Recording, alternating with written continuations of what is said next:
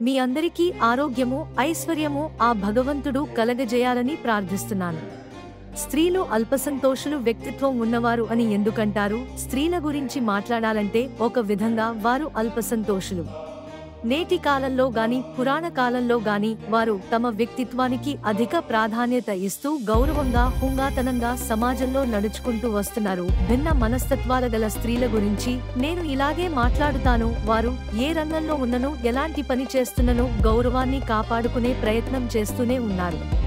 హెచ్చట జన్మించి పెరిగిన స్త్రీలు లేదా అమ్మాయిలు పరిచయం లేని వ్యక్తితో వివాహ సంబంధం ఏర్పరచుకుని పరప్రదేశమునకు వచ్చి కుటుంబ సభ్యులను, భర్తను మెప్పించుతూ సంసార సాగరంలో మునిగితేలుతూ భర్త అనురాగంతో సంతానవంతులు అవుతూ అభిమానం పొందుతున్నారు.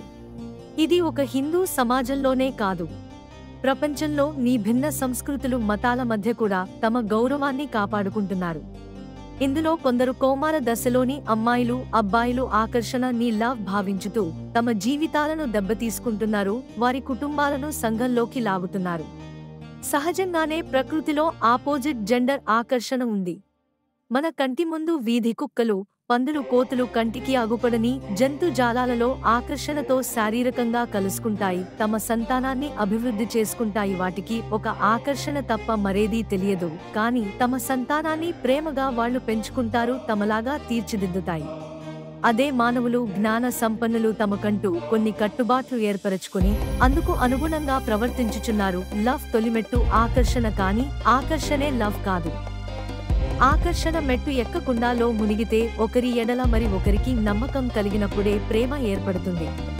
లవ్ లో విభిన్న రకాలు ఉంటాయి. కొన్ని లవ్లు ఎక్కువ తక్కువగా ఉంటాయి, అనగా సమయానుకూలంగా మారుతూ ఉంటాయి. వ్యక్తులను బట్టి, సంబంధాలను బట్టి అవి మారుతూ ఉంటూ ఉంటాయి. అందులో ప్రధానమైనది భార్య భర్తల లవ్. ఆ తర్వాత వచ్చేవి తల్లి లవ్, తండ్రి ప్రేమ, సోదర సోదరీమణుల ప్రేమ, అత్తమామల ప్రేమ మొదలగునవి. బంధుత్వంతో కూడిన ప్రేమ మరియు స్నేహితుల మధ్య కూడా అభిమానాలు, ప్రేమ, నమ్మకము ఉంటాయి. కానీ ఏ ప్రియమైన ఏ ప్రేమ అయినా స్వార్థంతో ముడిపడి ఉంది, సెక్యూరిటీతో ముడిపడి ఉంది, భద్రతతో ముడిపడి ఉంది. స్త్రీలను తక్కువ చూపు చూస్తున్నాము, మార్పు మొదలైంది, కానీ అది అనుకున్నంత అభివృద్ధి చెందలేదు. అందుకే ఎక్కువ భాగం స్త్రీలు, అమ్మాయిలు తమ సెక్యూరిటీ కొరకు ఒక పురుషుని ప్రేమిస్తున్నాను అంటే ఎదుటి వ్యక్తి నీతి, నిజాయితీ, నమ్మకం కలిగిన వాడై ఉండాలి. ఆ తర్వాత సంపాదనపరుడై ఉండాలి, లేదా స్థిరాస్తి అధికంగా కలవాడై ఉండాలి.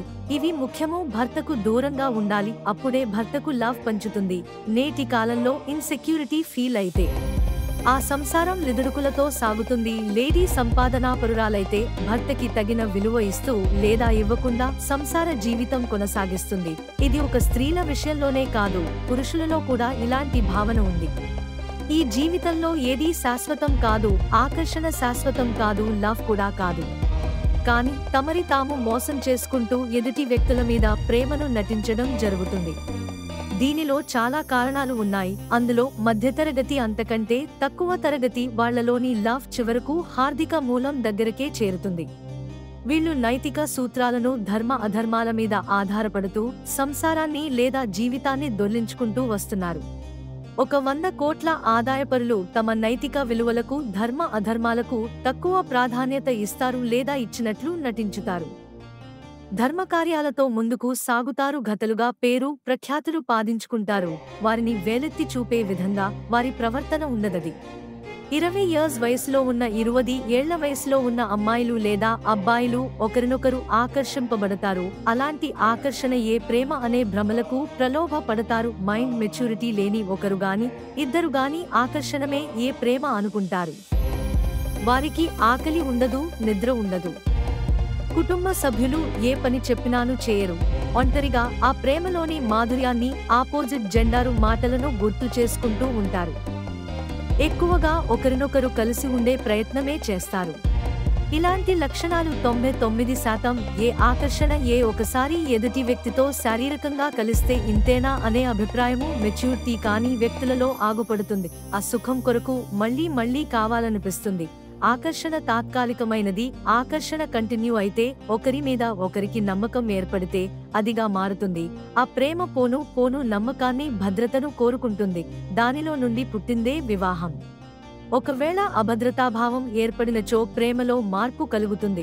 ఈ విషయం భార్యాభర్తల ఎడలనే కాదు, తల్లి కూతురు కొడుకు తండ్రి ఫ్రెండ్ మొదలైన ప్రతి వ్యక్తులు వారి అభిమానం మార్పు చెందుతుంది. ఇది ప్రధానమైతే ఇంకొకటి కూడా ఉంది. శారీరక సుఖము ఇవ్వలేని వాళ్ళు ఒకరినొకరు దూరంగా ఉండిపోతారు లేదా విడాకులు తీసుకుంటారు. ఇంకొక రీజన్ కూడా ఉంది. అదేమంటే నేను గతంలో ఒక ఎపిసోడ్లో చెప్పినట్టు మన మనసు శరీరము మార్పులు కోరుకుంటుంది. ఆ మార్పు శృంగారంలోనూ కావచ్చు, ఇతరత్న విషయాల్లోనూ కావచ్చు, తినే ఆహార పదార్థాలను కావచ్చు. అందుకే వివాహం జరిగిన 2-3 సంవత్సరాల్లోనే లవ్ తగ్గి మార్పు కోరుకుంటుంది. ఇలాంటి మార్పు గురించి మరి ఒక ఎపిసోడ్లో మీకు తెలుపుతాను. ఎందుకంటే సైకాలజీ అంటే చాలా విచిత్రమైనది, వింత అయినది. Good bye. ఇట్లు మీ సైకో ఫిలాసఫర్. Good bye.